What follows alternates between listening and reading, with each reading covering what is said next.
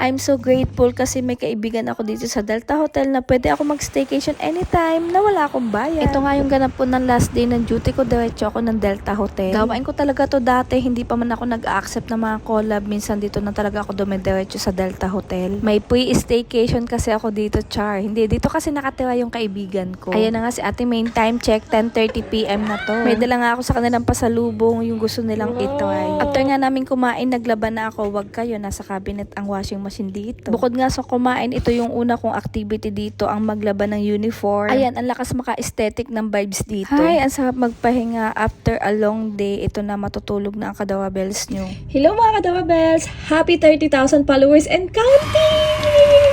Thank you so much for the love and support! Natulog ako ng 4 AM, ang sunrise 5:70, nagising ako ng 10 AM, so nag-skincare na si Stephanie. Ang ending pala, hindi ko nakita ang sunrise. Good morning! Good morning! Ang sarap matulog sa Delta Hotel. Good morning. Good morning, baby! This is a day in a life of...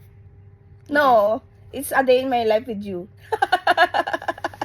Imagine nyo, ganito kaganda yung view every morning sa kanila. Ay, ang ganda. Dito na nga nag-start yung A Day in My Life, Friday of ko with Silva family here at Delta Hotel.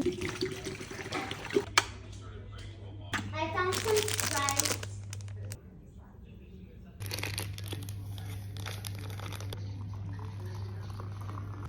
O diba, ang lakas makashake ng almusal ko ngayon with Ilocos Royal Bibingka. Katatapos ko lang mag-almusal, dumating naman yung food namin for lunch. At habang kumakain kami ng mga bata, dumating natin si Ate May. At sobrang happy ko naman, nagustuhan ng mag-asawa yung Ilocos Royal Bibingka from J2Y. After lumapa, nag-swimming naman kami at may part 2 pa to, papunta naman kami ng Mall of Qatar.